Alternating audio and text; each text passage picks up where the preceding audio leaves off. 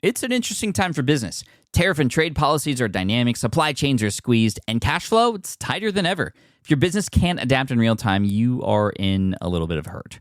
So how do you get full visibility and adapt in real time? Over 42,000 businesses trust NetSuite by Oracle, your AI-powered business management suite. It brings accounting, financial management, inventory, and HR all under one roof. NetSuite is the #1 cloud ERP for a reason. It's your single source of truth, giving you the data and control you need to move quickly. Real-time forecasting helps you move into the future with confidence, and with AI built in, you can automate the busy work and focus on strategy. NetSuite helps you see what's stuck, what it's costing you, and how to pivot fast. If I were running a business with a lot of moving parts, I'd use NetSuite for full control over everything. Tame the chaos with NetSuite. If your revenues are at least in the 7 figures, download the free ebook, Navigating Global Trade, 3 Insights for Leaders at netsuite.com/SPI. That's netsuite.com/SPI. You spent months building towards launch day, but when the clock hits 0, your site crashes. Bots swarm, and loyal fans rage on Reddit. That's not good. Fanfare was built to stop that. Fanfare is the drop platform made for high-pressure moments, stampede-proof infrastructure, verified waitlists, and bot filters that actually work. Instead of refunds and rage, you get retention and revenue. And that sounds great to me. Your next launch shouldn't be a gamble. Get Fanfare's 5-step hype drop playbook and learn how to bulletproof your drop at fanfare.io/playbook. Again, that's fanfare.io/playbook. You know, it's not just the money. It's not just replacing our income. It's not just giving our kids a better future. We are all equipped with God-given gifts that only we have. And there's a group of people out there that only we can help, and they don't get help until we cast our stone and cause the ripple, man. So, you know, that's what we try to do every day, man. Whether I'm speaking on stages, doing podcasts, or whatever it is, you know, we're just all casting our stone with our unique gifts out in the world, man, so we can make a difference. This podcast has been running for over 13 years now, which is wild. That's a very long time. 675 episodes in now. And the #1 guest that we've ever had on the podcast as far as download numbers is not Tim Ferriss or Gary Vaynerchuk or Amy Porterfield or Ramit Sethi and all these big name people in the entrepreneur and business space. It's Shane and Jocelyn Sams, episode 122. These are 2 teachers from Kentucky who had a crazy idea to start an online business one day after listening to this podcast, this very podcast you're listening to right now. And they started a business, quit their jobs, and they're millionaires. And not only did they just make some money, but they're helping so many more people now as well. Those ripples from that rock, that stone they're throwing, I mean, it's skipping along and it's creating ripples all around the world, people.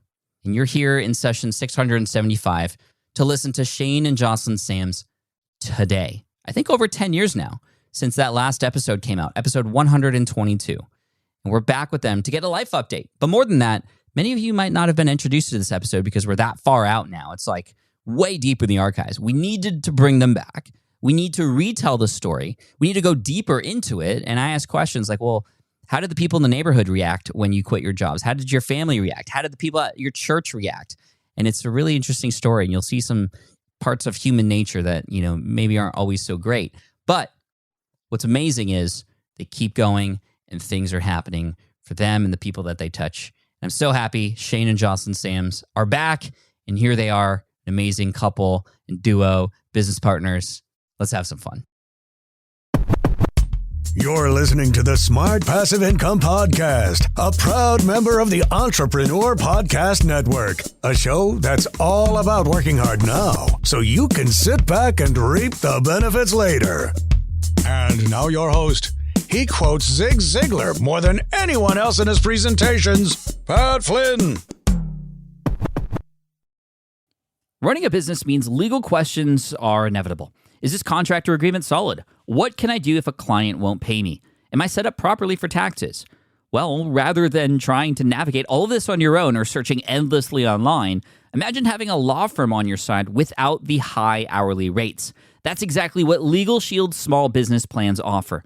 With Legal Shield, entrepreneurs get access to real legal support, contract reviews, collection letters, guidance on business formation, and even help handling IRS audits. Members can book consultations, upload documents through the app, and work with a provider law firm that understands small business laws in your state. You also get proactive help on tax and trademark questions so you can stay ahead of legal risks. And if a client delays payment, Legal Shield can send professional collection letters to help you recover what you're owed, all for a fraction of what traditional attorneys charge. Go to LegalShield.com/SPI or call 833-570-9980 to learn more and get big business legal support without a big business budget. That's LegalShield.com/SPI. Hiring shouldn't be a hassle or a drain on your budget. Upwork is your one-stop shop to find, hire, and pay top freelance talent, saving you time and keeping costs in check all in one place. Companies at every stage turn to Upwork to get things done and find more flexibility in the way that they staff key projects and initiatives by assessing a global marketplace filled with top talent in IT, web development, AI, design, administration support, marketing, and more. And I've personally used them myself and can vouch for them. Posting a job on Upwork is easy. With no cost to join, you can register, browse freelancer profiles, get help drafting a job post, or even book a consultation. From there, you connect with freelancers that get you and can easily hire them to take your business to the next level. Upwork makes the entire process easier, simpler, and more affordable with industry-low fees. Post a job today and hire tomorrow with Upwork. Visit Upwork.com right now and post your job for free. That is Upwork.com to post your job for free and connect with top talent ready to help your business grow. That's UPWORK.com, Upwork.com. Go there now. Shane, Jocelyn, welcome back for now, I think the third time to the SPI podcast. Thank you so much for both joining me today. Yeah, thank you so much for having us. We're really, really happy to be here. I'm super happy to be here because I can't get Jocelyn to do a podcast anymore, but Pat Flynn can get her back on the microphone, dude. So you got Jocelyn out of retirement, man. That's awesome. I know you guys have, at one point, we're doing these podcasts like very regularly. And obviously that's changed, and a lot has changed since the last time you were on the show. And for everybody who doesn't know, Shane and Jocelyn, when they were on the show and back in episode 122, I mean, that was a long time ago. That is one of the most all-time listened to episodes of the entire library, was both of you. And I think, you know, a lot of it had to do with just how down to earth and how relatable the story was. So maybe we restart there, because I think there might be a lot of people who maybe didn't listen to that episode. So maybe, Shane, we could start with you. How did this all begin for you, and how did you even get into online business in the first place? Sure, man. You know, we've not always been like entrepreneurs. We've not always even been business owners. We actually used to be school teachers in Southeast Kentucky. I was a history teacher. I coached football. Jocelyn was an elementary school librarian. And, you know, we probably would still be on that railroad track if something had not happened to us. And one day when I was going to school, I was taking my son to daycare. I was late for work and I was trying to get him in the daycare, and I was trying to get him out of his car seat, and he was like fighting me. And out of nowhere, my son looked up at me and said, "I want to stay with Daddy. She scares me." And we would find out much later that there was actually a lot of like abuse going on in this daycare center. My son was being punished for potty training accidents. This lady was locking him in a bathroom for like hours at a time.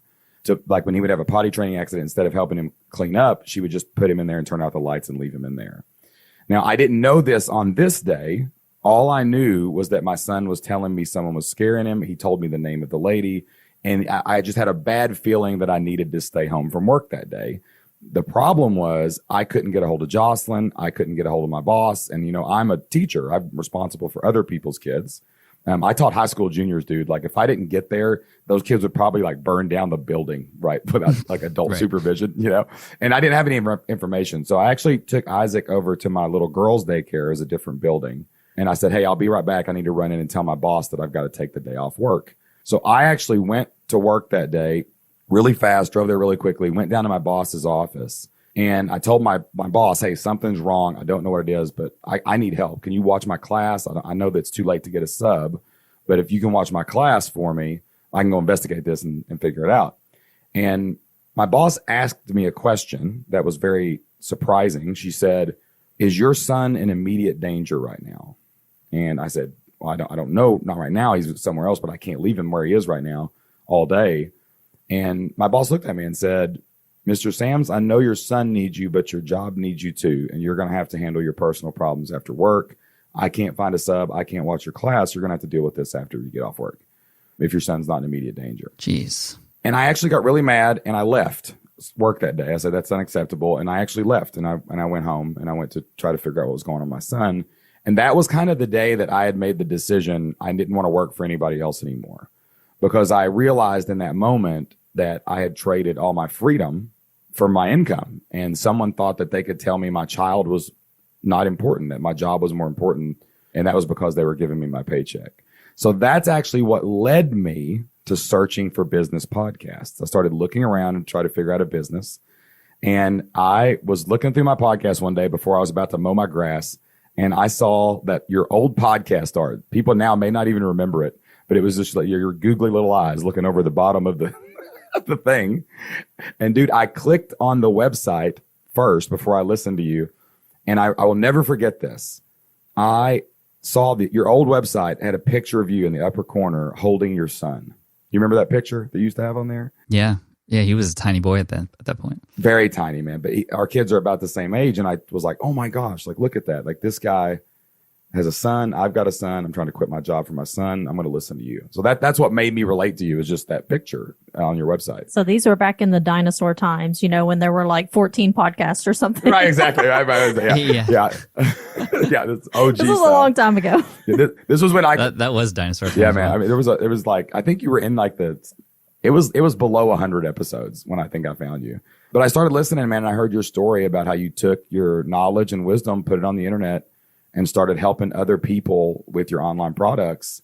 You know, for months, I'd been telling Jocelyn, man, if I could just get like 50 people to give me $100, we could quit our job. Like, there's 7 billion people on the planet. I just need 50 of them to give us $100 and I can quit our job. And I just heard this guy start an online business, sell something for $19 and get like 400 people to pay him money. Like, this online business thing is probably how we can get 50 people to give us $100. And that's what led us down the rabbit hole. I told Jocelyn about it. I said, Jocelyn, there's this thing called online business. This guy named Pat's making money online. And how did you feel about that? I was like, this sounds like a scam. Yeah, man. Smart passive income. That sounds shady. Yeah, man. I was like, Jocelyn, no, listen, it's smart and passive. What are you talking about? This is incredible. And she basically was like, okay, because I have a lot of like wild hares that I, chase after and stuff. So she's like, Shane, if you can make any money online, I'll get on board, but leave me alone until you do. Okay, so it became like my mission in life, dude, to just make anything online. Like, I didn't know what I was doing. I didn't really like listen to my own self when I was listening to your podcast. Like, I knew that you needed to make products and you needed to build an audience, but I didn't really know what to do. So I just threw myself into this world. I started building websites. They were all terrible. They would crash. Nothing was working. I didn't even try to collect emails in the beginning, but my only goal was to make some money. So I actually heard another podcast where, and I'd heard you doing affiliate links, and I thought, oh man, I'll use like Google ads or something, and maybe I can spam up a website enough where someone will accidentally click something, right? And I built this little website for U.S. history teachers where they could download websites. And it was, if you saw it, it was embarrassing. It was surrounded by flashing lights. And it was like a MySpace page. Oh yeah, it was terrible, pretty much, man. yeah. But nothing was working. And I was really about to give up, man. And one night we were sitting in our bedroom. Jocelyn was like reading a book, and I was sitting there, and I kept hitting refresh over and over and over again. And every time I hit refresh, it was a 0. Have you ever done that, like with your podcast downloads or something? You just keep hitting refresh. Oh yeah. And all of a sudden I hit refresh and it came back on, and where there had been a 0 there before, now there was 11 cents. There was like a dime and a penny was in my account. But it was like I'd won the lottery, man. I like jumped out of my bed and started screaming and hollering. And I said, Jocelyn, look, 11 cents, man. I did it. I made money on the internet. And she looked at me and was like, you did it. You made money on the internet. How did you do that? Yeah, I was like, I don't know. If that worked, maybe something else can work. So let's try it. So, we did. And that was back in 2012, I think. Yeah, that's when Jocelyn got on board. And I don't know about everybody out there, but like, men need their wives to help them because we're not capable always by ourselves. Right. And so Agreed. We started brainstorming ideas, and I actually went back to your podcast and was talking about how you created like a digital product that you could basically email to people if they gave you money. And that's kind of what we started looking at. And Jocelyn started elementarylibrarian.com. And she started podcasting and blogging, and we started making lesson plans for librarians. Jocelyn started getting a little following. You know, she kept putting content out there, and a couple hundred people started following her. So we said, hey, let's take our shot. And we asked them, would you buy lesson plans if we sold you something? And a lot of people said yes. But as an entrepreneur, I've learned to only trust people that vote with their wallet. So we sent them a link. And we made around $2,500 on that very first email we ever sent. Wow. And that just started the whole thing. Within a year, we had not only replaced our income, but we had launched some other sites. And in August the next year, we made more money in a single month than one of our salaries in a year as a school teacher. It was in August of 2014. And that's when we it was 13. Or 13, that's right. It was 13. So that was when we both looked at each other and we were like, hey, if we can do this part-time, what in the world could we do full-time? And we quit our jobs on the same day. It was crazy though, because you went to work and like you told your boss, was your principal Yeah, there? so my principal was there, but Shane's was not. Yeah, man. And we live in a small town, bro. So like we were trying to do it on the same day so the wildfire wouldn't spread. And I was like, Jocelyn, don't do it. And she's like, already did. So I was like, oh no. And like, so we had to like wait until the next day. And then I finally quit my job. It was just shocking to everyone in our life because school teachers just don't quit in the middle of the year. So we're coming up on 10 years and, it's been a wild ride since then. Ride, that's kind of where September we started. will be 10 years from quitting our jobs. Where we are. That's amazing. I obviously want to know like where it went from there, but I'm curious in that moment when you told everybody, what was the reaction? You said they were shocked. What does that mean? Was there any pressure? Did you have regrets? Like what was going in a small town? I can imagine just what would happen, but tell us what went on. So what a lot of people probably don't understand is that in Southeast Kentucky and just in Kentucky in general, teaching is considered to be a good job. Everybody thinks that's a really great job. If you have 2 teachers in a household, to live here, that's decent money for where we live. And people just thought we were crazy. They're like, what are you doing? Are you doing something illegal? Like, what's happening? Yeah. I think we got questions like, all right, which one of you is on drugs? When does rehab start? Oh, man. People were like, are you getting divorced? Like, what is going on? Like, what are you doing? Like, is there something going wrong? Like, well, and where we live, it's not particularly entrepreneurial. This is not Austin. It's not San Diego. It's not something, it's not normal for people to start a business here. So that was quite unusual. Dude, we went to church on Sunday. We hadn't told anybody. And like me and Jocelyn, we led like a small group at church of other couples who had young children. And, and it's common, where we are to like, if you have a big life moment to say, hey, will you pray for us? Right. So we had like 10 people in there, like 5 couples. And I went, hey guys, me and Jocelyn are both quitting our jobs. We're going into business and starting a business. And we're not telling anybody about how much money we're making at this time. Right. And I was like, I would love it if you guys would pray for us. And no one said a word. Every mouth around every single person's jaw just went wide open and we sat there awkwardly for like 30 seconds. And I was just like, Jeez. You know what? I'll just pray for us. Let's go. Bow your heads. And that's what happened. So man, it was nuts. Oh man, that's wild. But you still persisted through. And so elementarylibrarian.com was there. And I think you started something as well, Shane, right? What other projects came as a result of the initial success that you had? Once we saw digital products work, we were like, okay, well, what else can we do? So I started a football playbook website where coaches could come and download playbooks and practice materials to help them win more football games. You were a football coach. I was a football coach, yep. I was a defensive coordinator. So I started a website and a podcast about that. That was a really interesting learning experience too, because like Jocelyn's podcast she was doing talking to librarians, doing solo shows. But when I started my podcast, I was like, well, I wonder if I could reach out to famous people and they would talk to me. So I started reaching out to these famous football coaches, and like all of a sudden, like this Hall of Fame football coach, Hal Mummy, said yes. This like weightlifting legend guy said yes. And I was like, man, Jocelyn, you can just ask people to come on your podcast and they will. And like Hal Mummy is his famous football coach. He invented like the air raid offense. And after the podcast was over, he's like, man, you need to come over and have dinner. And I'm like, what is happening right now? That is crazy. And then we went to, we repeated another website. We had another website called ushistoryteachers.com, right? We still run that today. And we just repeated what Jocelyn did. We just built more lesson plans. We just started repeating this over and over again. And we had this system where we could basically roll out a website really fast, build an audience really fast, and go make money really fast. And we probably could have kept doing that because we bought into passive income, man. We were like, let's build websites that take 4 or 5 hours a week to run and just let them be automated and let them go. But then that same small group at church, you know, where everyone was like looking at us crazy going, what do you do? What are you doing? Why are you doing this? Eventually, someone asked us how. Like, how did you do that? I want to do that. Her name was Lindsay. She came up to Jocelyn and just said, like, do you think I could make money online? I'd love to stay home and homeschool my kids. Jocelyn was just shockingly was like, yeah, sure. Why don't we do this? And what did you do with Lindsay? You just started teaching So stuff? we just kind of started working together, and I said, okay, this is how you do this. Let's put something out there and see if it sells. And then her products started selling as well, and she was able to make enough money to leave her job and homeschool her kids. Yep. And it was funny. We just thought it was cool. Like, oh wow, we helped someone quit their job. That's pretty neat. And like, that means Jocelyn and we have friends to hang out with during the day now because everyone else is at work. Yay. Right.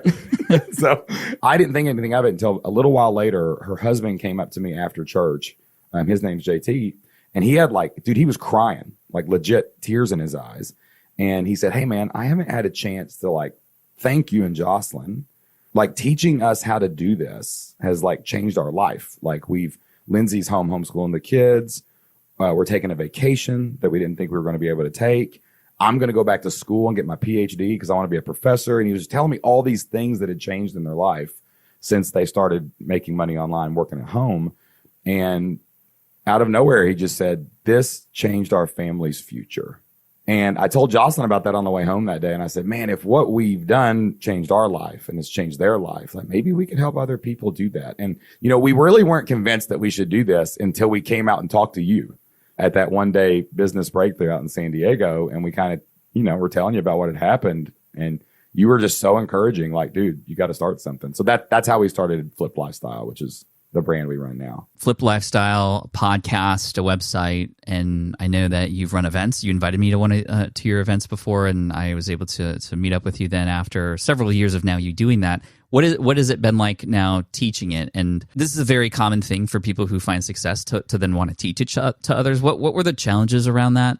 Because I know some people they kind of can either like go all in on that and lose track of where they were coming from, or like kind of, I don't know, just it gets very confusing when you now have like 10 things going on. How did you manage like where your focus was and such? Gosh, I mean, Flip Lifestyle, we had a lot of insecurities when we first started out. You know, we had the who's going to listen to us? We're just people from Kentucky, you know? And like, I remember we had a really long discussion about how we were going to handle our accents. Because if y'all have been listening now for this podcast for a little bit, you can tell we kind of talk funny, okay? We're like... Spoiler alert, we didn't change them. We didn't change the... Yeah, we didn't try to cover it up. We just said, let's go with it, right? You know, so there was a lot of hurdles to that, like imposter syndrome. Like, I mean, I knew we had succeeded, and I knew we had helped others, and we did a beta group, and we had helped about 20 people do this, right? We were like, man, we've done this, but we actually just kind of embraced who we were. We said, you know, the best way to do this is to, one, have a mission. So like we have a mission to help 100,000 families work at home. Like that's our mission for Flip Lifestyle. So we focused on that and made all our decisions based on, well, how do we help families? How do we help people with kids? How do we help people who don't have a lot of time in their schedule? We went out and started the podcast. We just got really consistent. You know, we tried to have a podcast every week. I think we've had a podcast every week since June of 2014. We've never missed an episode. You know, and we went out there and it grew and it grew and it grew, man. People just really liked our message. I mean, me and Jocelyn will tell you, we don't know everything. We're still trying to figure it out all the time, you know? And I think people liked that a lot. But it did get overwhelming with elementarylibrarian.com was growing. Flip Lifestyle was growing. We did have multiple things. And we actually sold Elementary Librarian so that we could focus all on Flip Lifestyle. And let Jocelyn tell you a little bit about that. Yeah, I want to ask about that and like why did you sell it? What was like was there any? It's hard to sell your baby sometimes. Like the thing that you created. Like what was going through your head and why? Yeah, I'll tell you. It's funny because we sold it. Was it in 17? I think it was May of 17, maybe June, something like that. So I believe we sold it in 17, and to this day in 2023, I don't think I've been to the website. Like I just can't. You know. It's a like really emotional thing for me. They've made some changes, or so I've heard, people have told me, and that's fine. I mean, it belongs to them or whatever. Yeah, we just decided that, we could try to run multiple businesses, or we could put most of our focus into a couple of businesses. And that's the route we decided to take because, there are two of us, and at that time we didn't have any employees. And so we were just trying to kind of run everything on our own. I was no longer a librarian. So a lot of the things that I had been talking about, they weren't really happening anymore. I wasn't teaching classes every day, and I wasn't going through the same types of pains that those people were going through. And so at that point I was like, okay, well, this is not really what I'm doing anymore. I can intelligibly talk about it, but I just didn't feel as comfortable talking about it anymore because I was out of that space for, 4 years at that point. So. Authenticity is very important to us. And like, we just felt like even with the football coaching site, we ended up shutting that down too, because I hadn't been on a football field in 5 years. I hadn't called a play. So we just didn't feel as authentic anymore doing those businesses. So we tried to get them into the hands of other people that would. Man, it was a crazy situation. Selling a business is weird, dude. Like, let me tell you the story. So like we're two kids from Kentucky who've only been in business for about 4 or 5 years, getting ready to sell a business that potentially ended up being sold for 7 figures on a contract, right? And we get on there, and the guy who's brokering it for me goes, okay, this first guy we're going to negotiate it with, like, he's from Russia. And he is a little weird. He loves to tell stories. And he wants to just let him tell his story and let's see what happens. He buys things with cash all the time. Okay. He's like, the guy he later told me he thinks the guy was like the son of a Russian oligarch. Okay. And this guy gets on and he goes, hello, my name is Sergey and I am from Russia. Honest to God, that's exactly what happened. When he came on, it was like he didn't have a screen. It was just his name. And then all of a sudden he starts talking and it was like a James Bond villain. Right? And he's like, hello, my name is Sergey. Now, I like your website, but let me tell you what my passion is. My passion is for robot dinosaurs. This is a true story. You can't make this up. 100% true story. And I go, oh, you do? And robot dinosaurs? He goes, yes, like the Jurassic Park. Have you seen the film? Right? And I'm like, yes, I've seen Jurassic Park. And he goes, that is good. Did you know that I started a robot dinosaur amusement park in Moldova? Did you know this? And I was like, this is the first time I'm hearing of this, bro. Congratulations. Goes, congratulations. Like, you did it. Right. And he goes, we had the T-Rex and the Brontosaurus and the Triceratops. We had them all, but we opened the doors and nobody came to my robot dinosaur amusement park. And then he just pauses and he goes, do you know why?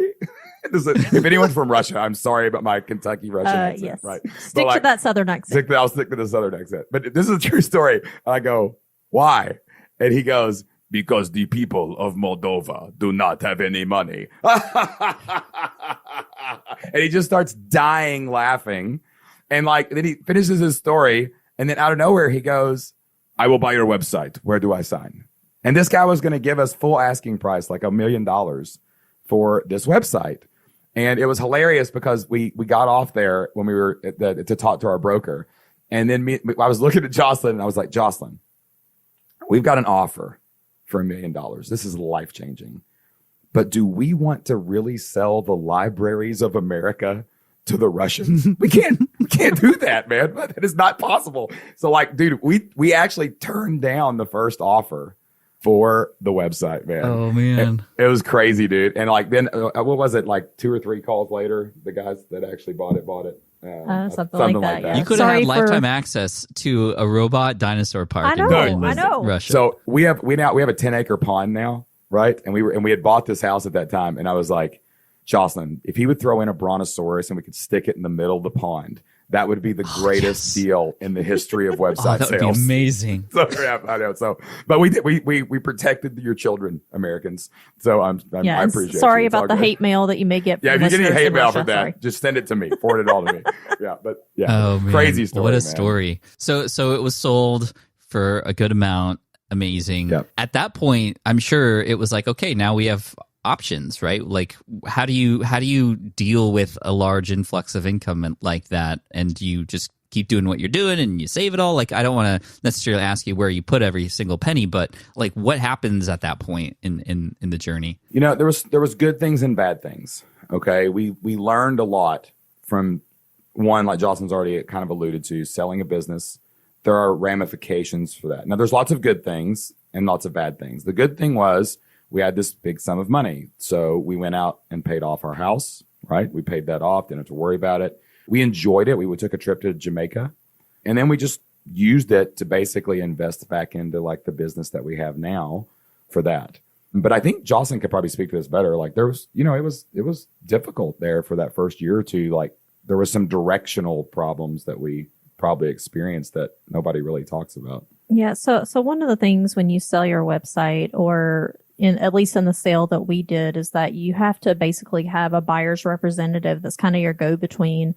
So they're responsible for, you know, learning everything about the website and figuring out where everything is and how to change everything and how to update everything. And, you know, you have to kind of work with them for a while. So in our contract, I think that I had to work with that particular individual for, I think it was like 3 months or possibly 6 months. I can't remember.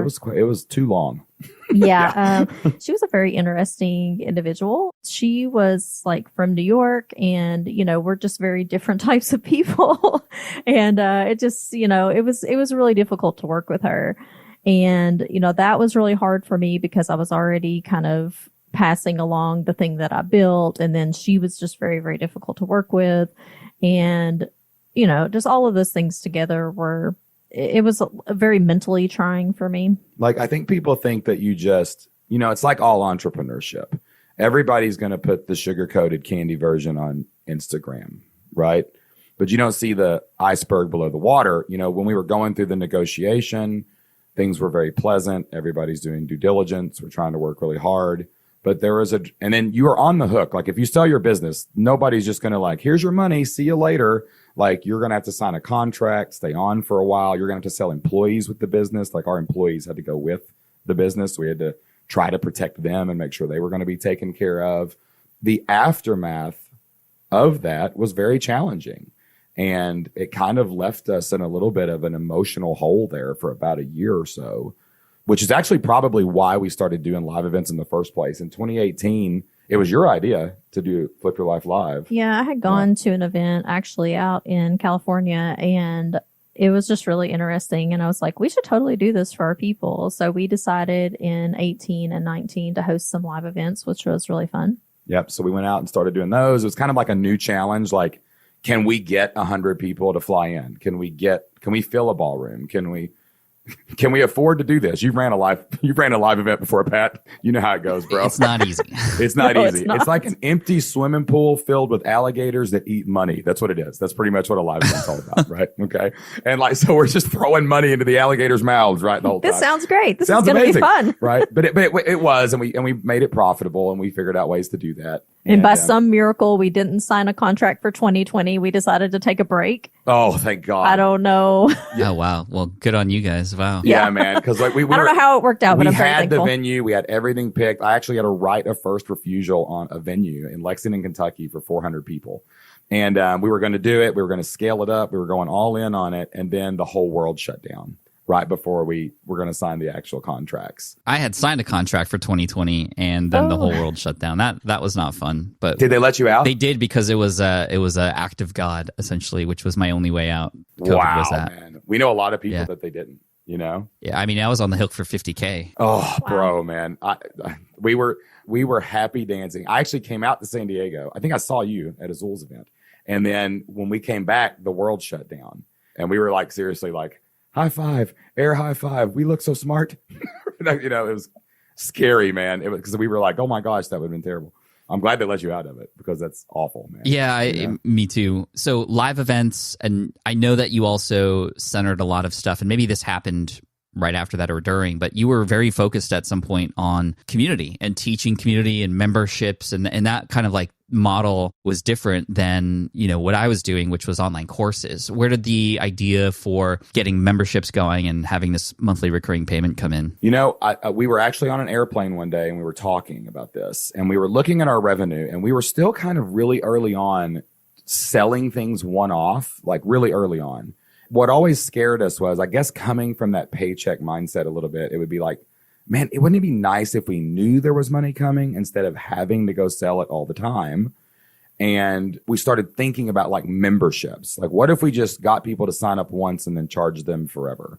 You know, now this was after we had actually built the business up, elementarylibrarian.com, just backing up a little bit. So this is before the sale. Before the sale, we had hit 6-figure months with it. So it was really going well. So this was a dramatic shift because we were going to, instead of charging, you know, hundreds of dollars for an annual plan or an annual access pass or whatever, we were going to be like, hey, pay $49 a month and you can get access to this and just keep paying every month. And so for most teachers, that's a big win. You know, instead of having to pay $400 or $500, they're paying $50 a month. Yeah. But it was like, I think it was, I don't remember what year it was, but the August we were doing it, I remember we were so nervous to switch to this. But man, it was crazy good. Like, it was still almost the same amount of revenue up front. We sold a ton of them in the very first month. And then we started looking at it. And as we tracked it over like a year, we realized that, you know, the average customer would stay like 9 months or something, whatever it was. And then it flipped in my brain. Oh my gosh, we can predict the future now. Because if Pat joins our membership at $50 a month and the average person stays 9 months, well, if we have 100 or 1,000 of those people, we know how much money we're going to make in the future. So we can hire safely. We know if we have a bad month that there's going to be renewals the next month. And we changed everything to that model at that point because it was just so much safer and more secure. And that's what we taught when Flip Lifestyle kind of rolled out. We started teaching people about memberships and how, because that's what most people really want. I think their first goal is not to be a millionaire. It's not to be driving their Benz or their private jets or whatever people are posting on TikTok these days. Just some consistency in income. Dude, it's replace your income. Like, if you make $6,000 a month, if you could just replace that and count on it, you could take control of your family's future. And that's the model that we just believed in it so much, man. We just went all in on teaching that. And, you know, we've helped a lot of people start memberships. Oh, I know. I hear feedback from people who've taken your programs all the time. And it's just like they end up hearing the story of how you started and it comes back to me and they're like, hey, thank you, Pat, because you got Shane and Jocelyn to the point at which they could then help me. And then that's just like, you talk about this all the time. I mean, you were both on stage with me at FlynnCon and brought me to tears when you brought out your Skip and Rock. Oh, yeah, baby. I got one right here. I got one. Tell me about that. Why is that significant? It's like a very smooth, flat river rock that he's showing me right now, and there's some significance to that. So I've got I'm like the hillbilly philosopher, okay? So I like to read quotes and stoic stuff, you know what I'm saying? I was not expecting you to say that. I'm sitting on a mountaintop with the foggy Smoky Mountains over here, you know what I'm saying? Thinking about life. But there's this amazing quote by Mother Teresa where a reporter was asking her, do you really think that you can change the world? Little woman in the middle of nowhere all by yourself. Do you really think that you can change the world? And Mother Teresa said, no, but I can cast my stone out upon the waters and cause many ripples. And, you know, as I looked at Flip Lifestyle, it was crazy because we help people start communities. And we have this big community of people doing online business, entrepreneurship, and things like that. But Jocelyn started a community of librarians, and she was the only one who could cast that stone and let her ripple go out and help all those teachers go home at 3:00 so they could be with their kids instead of making lesson plans. And, you know, you cast your stone. Like, you could have just sold architect stuff or whatever you were doing, but you started your podcast. That was casting a stone, and like your ripple came all the way across the country and hit me. And like, you know, and now everybody that starts a membership, everybody that starts a community, an online business at Flip Lifestyle, you know, they're reaching all the people they teach how to play guitar or help restore their marriages or go out and raise chickens in their backyard, whatever they do. And that's what we're all really doing online, is we're casting our stone out upon the waters and causing many ripples. So, so I gave this to you, man, but I give this to people who make an impact on us because it says actually flip your and life on it. And some of them I can hand out say, cast your stone. But it's just a reminder that, you know, it's not just the money. It's not just replacing our income. It's not just giving our kids a better future. We are all equipped with God-given gifts that only we have. And there's a group of people out there that only we can help, and they don't get help until we cast our stone and cause the ripple, man. So That's what we try to do every day, man. Whether I'm speaking on stages, doing podcasts, me and Jocelyn's working behind the scenes, trying to put together all the stuff I break or whatever it is, we're just all casting our stone with our unique gifts out in the world, man, so we can make a difference. It's so lovely. Thank you for that. And thank you for the stone. I have it within arm's reach all the time here at my desk. You had mentioned speaking on stage, and Jocelyn, you sort of taking a role now more in the behind the scenes thing. When did that shift happen? Because for the longest time, it was both of you, the face, if you will, of the podcast, leading these communities, leading Flip Lifestyle. And it seems to, when we reconnected, Shane, and now we've been talking together almost every week now, I noticed very quickly, like, wow, things have changed. Things are very different. Jocelyn, maybe you can speak to like your role and how it's changed and why things are the way they are now. We had some choices to make, Pat. Yeah. So actually, we were talking about COVID days and all of that. Things started to change around that time because, life changed for everyone. And instead of our children being at school every day, at that point, they were at home every day. And, we were trying to help them with their work. We were trying to run a business. We were trying to be on podcasts. There's only so many things that a person can do. And I had just kind of reached my limit. And I told Shane, I can't do the podcast anymore. So that was kind of our first step. And I was just like, I need to be here for the kids. I need to help them navigate this difficult time in life. And, I just need to step back from that. And so he was very understanding about that. And, I stepped back from that a little bit. Fast forward a little bit, it's 3 years later now. And, we had kind of just reached a point where we've been working together for a long time. We've been married for a long time. We've been married almost 19 years now. We have been working together for over 10. And we've been working together more than we've been married, not working together. That's weird. I just realized that. That's pretty cool. I didn't know. Oh, interesting. Yeah. So, even just like about a year ago or probably about 6 months ago, things were just kind of difficult, A lot of friction. Jocelyn always says we bring out the best in each other, but most married couples also sometimes bring out the worst in each other. And we were together all the time, working, raising kids, and everything was just blurry. Well, and things were getting more complicated in the business too. We then had a lot of employees that we were bringing on. We are both leaders in the business, but we both lead things very differently. And so there was a lot of just, I guess, friction there because I wanted to do things one way and Shane wanted to do things another way. And basically it came to a point probably about 6 months ago that I was like, listen, either this relationship is going to work or this business is going to work, but both probably aren't going to work. Oh, wow. Yeah. So we're going to have to make some choices. Yeah. So we decided that I would step back from the business, and I still am. I still own it. I'm still own 50% of the business, and I'm still involved in like She's financial stuff. basically CFO now. Yeah. I'm still involved in some financial stuff, but otherwise I leave all of the operations and stuff to the team, and it's worked out really nicely. I'm really happy with it. I'm going to look and start doing some other things out on my own, some investment type opportunities, and just doing some different stuff. So I'm really excited about that. And our relationship has been much happier. Much better. Much better. Yeah. It's funny because it's like, I heard this amazing quote one time. It was, when you have someone you love, you have to fall in love with them again every 10 years because literally they're a different person, not only emotionally, spiritually, but physically. Literally, you're different cells, like you're totally different. And it was funny. We went through this season of life where we were school teachers for like 10 years. And we went to this season of life where we were entrepreneurs for about 10 years together, and we were running this business together. And then it was just like really, really hard as that complexity came in. It was impossible at 5 o'clock to say, hey, let's lay our CEO, COO hats over here and go be a married couple and watch TV together. Or let's put the conflict we had over the latest speaking contract with our partners over here and argue with our daughter over whether she's going to do homework or not.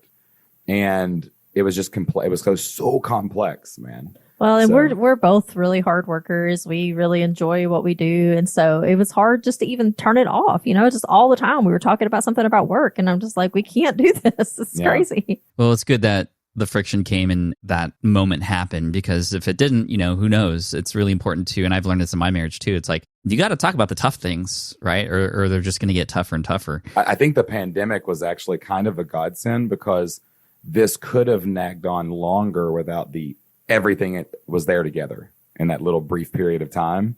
So it was very much a blessing to go through that. And a lot of good things in our business came out of the pandemic. So, yeah, I mean, same on my end too. I mean, I slowed down with the speaking because I was speaking a lot and was saying yes to more than I should have. And the pandemic, April's been super supportive. She'll never tell me like I can't do something. But during the pandemic, when things slowed down, she was like, it's nice that you're home more often now. And I was like, what do you mean? And we got to really talking about it, and it allowed me to understand that I was going too fast at that point. So, in a way, it was a blessing as well. And then that's when SPI and SPI Media and Matt and I and the team put together what eventually became SPI Pro, and now our community and our first time getting recurring income. That happened as a result of the pandemic because our way to connect the community was going to be FlynnCon year after year. And it's much easier to do it online with a membership like we are now, like as you know. So that was good in that way. So Shane, you've been now actually doing a lot more stage work and putting your face out there a little bit more. Tell me about what that's been like. You are, I know, a top tier, an S tier speaker. Is that just natural to you, or like how did you become such a prominent presence on a stage? I did not anticipate being a speaker. I've always just called myself a podcaster. I really enjoy podcasting. I've done hundreds and hundreds of podcasts. And so I think the reps that I've had, plus some natural ability, definitely the reps of podcasting and webinars transferred when I started speaking. But the speaking thing came kind of out of nowhere. And I wasn't even supposed to be a speaker. Right. It was like toward the halfway point of the pandemic when like Florida was kind of opening back up and nobody else, or Texas. We got this wild email that said, hey, my boss's name is Joe and he's going to start a live event company, and here's our website, and we're going to have Tim Tebow, and we want you guys to be partners with us in this venture. We were like, it's a live event company and it's 2020. I'm like, are you watching the This news? doesn't make Like, sense. what are you doing? And like, I go to their website and it looked like it was like someone had like cut out Tim Tebow's face with Microsoft Paint in 1997. Right. It was like, what is going on?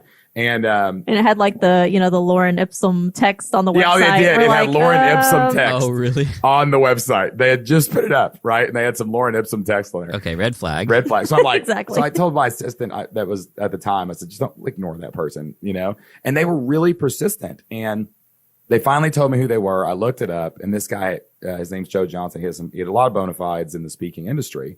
So I talked to him, and he was like, hey, I'm starting this live event company. We're mission driven. It's called Life Surge. He said something really interesting to me. They were actually recruiting us as fulfillment partners. He heard about us through our podcast. They had discovered our podcast. They really liked our vibe, and they were like, man, we really want to work with these people. They seem like awesome people. Let's go do this. And so they wanted to basically, they were going to have stadiums where they had seminars and they would sell Flip Lifestyle products. That's what they wanted from us, right? Because they knew we were a family brand. We had a mom and pop vibe. They knew we took care of our customers. So they were like, we would love for you to be a fulfillment partner with us.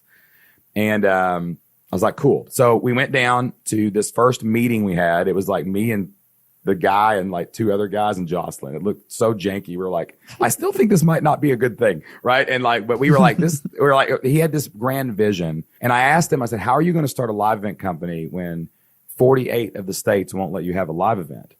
And he said, well, we're planning on it here. He said the live events will eventually come back. We all know that. So he had great hope and belief in that. And he said, and every other live event company just fired the best talent on the planet. I'm going to go hire them all. And he had some capital that he could use for that resource. So that vision really inspired us to get on board. And so we did, and we went down to this meeting, and each of the different companies involved got to go up there and tell who they were, right? Nobody knew who anybody was in the room. So we got together down in Florida, and, all these speakers got up there. And I think, when I say speakers, I think a lot of people think of a speaker right now, everybody listening. It was that guy. Okay. That's who was up there, right? It was like, you know what I'm saying? It was like, what am I buying here? Is it a car? Is it whatever? Some of them were really wait, authentic there's more. and genuine, but it was always, wait, there's more. And all of them went like 15 minutes over their time. Right. But then we didn't have anybody. Everybody else had like 15 people in their entourage. And it was like me, Jocelyn, and our assistant. That was it. So we're sitting back there at the table, and I had to get up there and I told our story. And, I was the last person to go, as fate would have it. And there's probably how many people were in there? 100, maybe 50 to 100. Yeah, something like that. Yeah. And there were some really legendary speakers, some really good speakers in there, crazy people. And I told our story. Nobody said a word for the entire thing. And I just finally ended and I said, that's who we are and that's what we do. And the whole place stood, standing ovation, exploded, went crazy. I told our story about quitting our jobs, and the guy that owns the company went out to the middle and goes, for all my employees, please don't quit and start an online business. Cause he was like, everybody was like, how do we do this? You know? And he came up to me and he was just like, I want to put you on the big stage at this event. So that led to an opportunity where I got to go out at this event called Life Surges in Tampa, Florida. It was about 3,000 people. I'd never spoken in front of 100 people before, and it went over really well. And then then they wanted me to do a 2-day seminar. I did that. That went really well.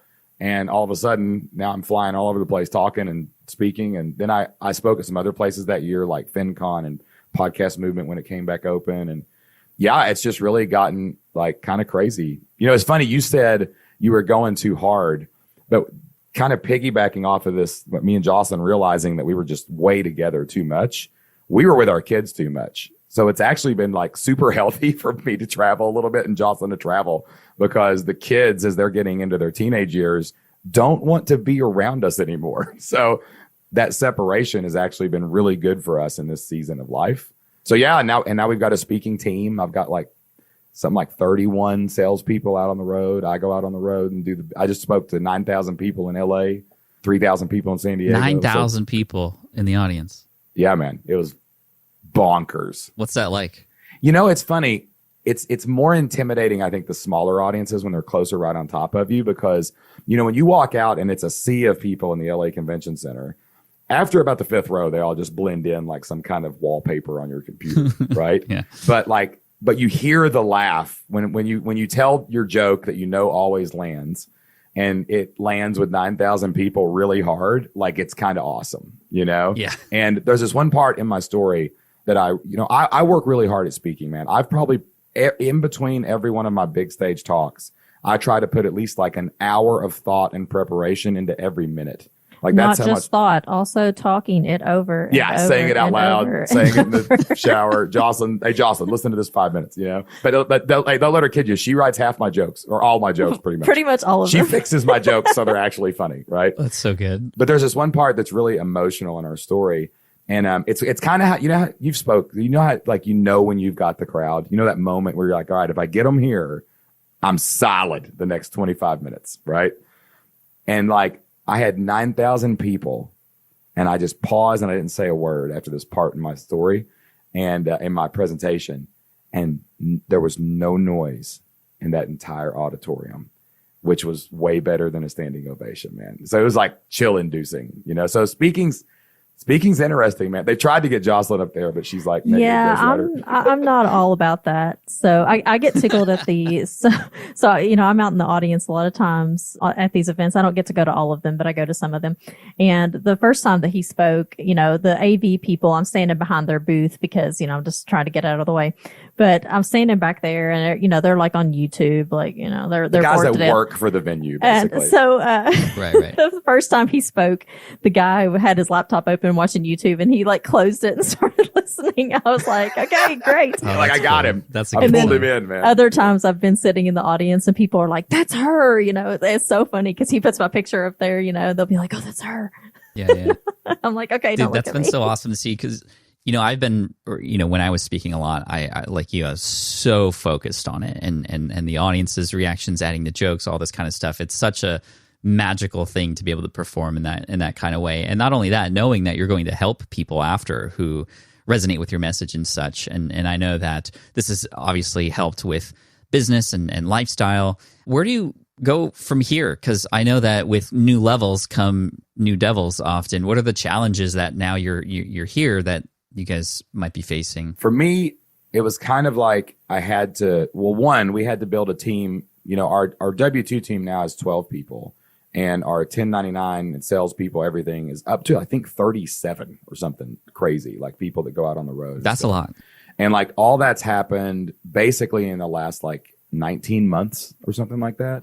So just having to learn how to be a CEO, having to learn how to lead people, like Like my job is dramatically different now. Like I have to focus constantly on the community that we lead, the people that I lead, and just really be as outward focused as possible while still being able to get up there and focus on the stories and command the audience and things like that. So it's not been more hours necessarily, though, I don't think. Like we still, when I'm not traveling, which is probably twice a month, maybe right now, just on the weekends. When I'm here, we pretty much stop work at 3:00 still. I start a little earlier. I usually get going now as soon as I drop the kids off, we used to go to the gym or something. But then my son started lifting weights, so that fixed that problem. Now he can go spot me on bench. That's pretty awesome. He's big enough to do it now. But, just becoming a leader, becoming a CEO, dealing with imposter syndrome again at this level. Every time you step up to a new challenge, things like that creep back in, all those same devils, I guess. But what's awesome is the more successful you get and the more successful people you hang around, the more you realize none of us have any clue what we're doing. And we're just trying to figure it out every day, right? So everyone looks at us and looks at you and thinks, oh man, they got it all figured out. No, we don't. There's curveballs every day. And there's no answers. There's just no answers to any of it. And you just have to gather the best you can. You just have to do your best and be outcome independent. So I think that's probably what I've learned the most of. And Jocelyn's she's on a completely different journey. So I'll let her speak to that. Yeah. I'm just trying to figure out kind of what's next for me because, Shane is taking care of the business. I do kind of step in occasionally on customer experience. That's something that's really important to me. And if I feel like something is happening and, I'm not happy with it or that the customers are being misled in some way or anything like that, I try to intervene on things like that. I get involved in some refund situations. Sometimes we have some unusual situations I have to be involved in. And with so many salespeople, Jocelyn's eye is best to watch that because the message from us down to the salespeople out in LA may be a little different than what we're wanting.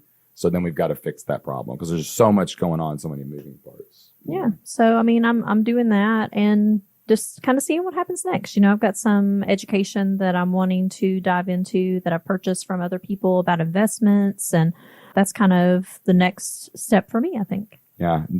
Going back to your question about when you get a bunch of money, none of us are truly prepared for 7 figures, 8 figures. And I don't think our brains are really hardwired as humans to know that far into the future. Like most of us live most of our lives paycheck to paycheck and we're looking for something more comfortable or more distance between us and life. And when you start thinking about things like, wow, I can leave an inheritance to my kids. Wow, I can do some of these things. Gosh, it's just, there's so much out there, to do. So, that's, I think what Jocelyn's trying to figure out now is what do we do with all this? What does the legacy look like? What does all this happen? But, we have no clue what we're doing, but we'll figure it out. That's the way it is. So.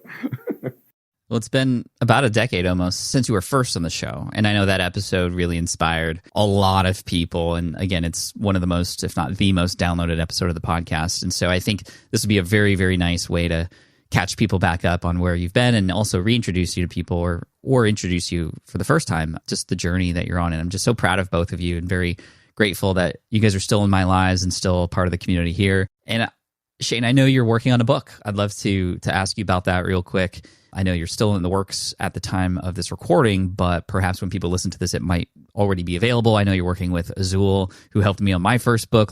Tell me about the book, the experience of writing it, and where people can potentially get it. Well, as always, bro, we love you, man. You've always inspired us. And I think I sometimes just look up and go, what has Pat done that I need to do next? And I know that books have been a really big part of your story. And I've wanted to write this book for a long time, not just to, I go out and tell my story and I tell our story, how we built this business and people get inspired. But I realized it's not because it's Shane and Jocelyn or because we're special. It's just because we're one story of a couple people from a regular place that made it, right? And as we've seen so many of these stories come through our community, I get so inspired by them. We've got people that literally started online businesses, teaching people how to raise chickens in their backyard, teaching people how to draw superheroes, teaching people how to play guitar. There's so many stories, teaching people how to shear sheep and sew them into stuffed animals and creating an empire around that. Can't make that up. Can't make that up. Teresa Probar, check her out. But like, I started looking at this, and as I was telling our story, through this book, I realized, man, there's so many of these other stories. And all of our stories, whether it's your story, Pat, my story, Jocelyn's story, Kevin's story, Kenny's story, Evan's, whoever it is, there's patterns to it that emerge, right? There's things that we all do.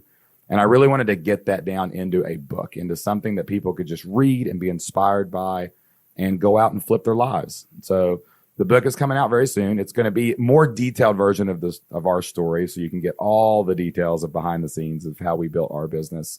But then we break down probably about 17 or 18 case studies of other people in our community. I have a whole how-to section of how we teach our Flip Lifestyle Blueprint in there. I just hope that it can inspire more people. I can only talk to so many people on podcasts and stages, but I can send this book to anybody, right? That's the goal, man, is to let this be the spark that gets 100,000 families to change their life with online business. It's going to happen, man. Where can people go to get word of when this book is out and available? Now, I did not know I was doing this until like yesterday. Okay. I talked to Azul. Okay. Azul is our book coach. And Azul said, I was like, yeah, I'm going to send them to a page and I want to give people a copy of the book and he said, well, I don't know if the print copy is going to be out. And I said, well, what can I do? He goes, you should give everyone the audiobook. You should give everyone in Pat's audience the actual audiobook. We're going to read it and record it pretty soon. And you should just give them that. Oh, that'd be awesome. So I think that's what we're going to do. We're going to go to, if everybody goes to Flipped Lifestyle, that's FLIPPED, lifestyle.com/Pat, P-A-T, right? flippedlifestyle.com/Pat. On that page, you're going to put your name and email in. We're going to send you the audiobook. And I'm also going to give everybody a training that we have. It's called Find Your Idea, so that people can start going down the rabbit hole and think about their idea, how they could go out and get 100 people to pay them $50 a month, get 200 people to pay them $50 a month, make 60, 120 grand a year. How can they go out and do it too? So just a thank you, man, for all you've done for us. I just want to give everybody, we are a part of the SPI community, and I want to give everything we can back to them so they can get the book for free and they can get the course for free. Hey, thank you for that. Thank you both. We'll remind people of all the links and stuff at the show notes page and whatnot. But thank you so much for this hour today. It's been amazing to catch up, and good luck on the book launch. I'm sure we'll talk about it a lot together, and looking forward to crossing paths in person again soon. Thank you both. Love you, buddy. Thank you, Pat. I'm telling you, that's why they're one of the most downloaded, or they are the most downloaded couple and single episodes ever here on the podcast, back in episode 122. And back again in session 675. Two important links for you. Number one, the one that Shane just mentioned, flippedlifestyle.com/Pat to get all the goodies there. And then finally, to get the resources and the links and everything else that we mentioned, smartpassiveincome.com/session 675. Thank you so much for listening in. I appreciate you and hope we'll see you soon. And big shout out to all the members of the All Access Pass. You guys are doing amazing. We're in the middle of some accelerators right now, and just keep up the good work. smartpassiveincome.com/all-access if you want to know what that's about. Peace out. Thanks so much. See you in the next one. Cheers. Thank you so much for listening to the Smart Passive Income podcast at smartpassiveincome.com. I'm your host, Pat Flynn. Sound editing by Duncan Brown. Our senior producer is David Grabowski, and our executive producer is Matt Gartland. The Smart Passive Income podcast is a production of SPI Media and a proud member of the Entrepreneur Podcast Network. Catch you next week. I get it. You want to grow your business, but selling at scale feels overwhelming. You're drowning in complicated funnels, creating different lead magnets, or constantly posting on social media. And that gets exhausting fast, especially when you're trying to sell to hundreds or thousands of people. But what if you could sell at scale with a simple, powerful quiz? A Score app quiz or assessment asks your audience key questions and gives them instant personalized results based on their answers. Your audience gets to know where they are now and shows them the steps they need to hit their goals. You can set up a quiz in minutes using Score app's templates and have a powerful lead magnet that'll do the selling for you. The best part is your audience actually wants to take this quiz, and you build huge amounts of trust before you even make a single offer. No hard sales, no chasing leads, just value at scale. Get 50% off the first 3 months using the discount code SPI. Just head to scoreapp.com/SPI. Again, that's scoreapp.com/SPI. Have you dreamt about being your own boss, but still haven't made the first steps to making that dream a reality? Well, I get that. Starting a business can feel super overwhelming with legal forms, paperwork, finances. It's a lot. And that's why I'm excited to tell you about Taylor Brands. Taylor is a complete business builder designed to make launching your business simple and stress-free. You can register your LLC in just minutes, keeping your personal assets and the business assets separate from day one. From there, you get access to everything you need to get off the ground. Legal documents, licenses and permits, invoicing and bookkeeping tools, and even a 100-day business coaching program, all designed to help you hit the ground running. You'll also get a free, personalized business plan, branding tools, and so much more. And of course, listeners of this show get an exclusive 35% discount to get started. All you have to do is head to taylorbrands.com/SPI. That's TAILORBRANDS.com/SPI. Stop dreaming, start building with Taylor Brands.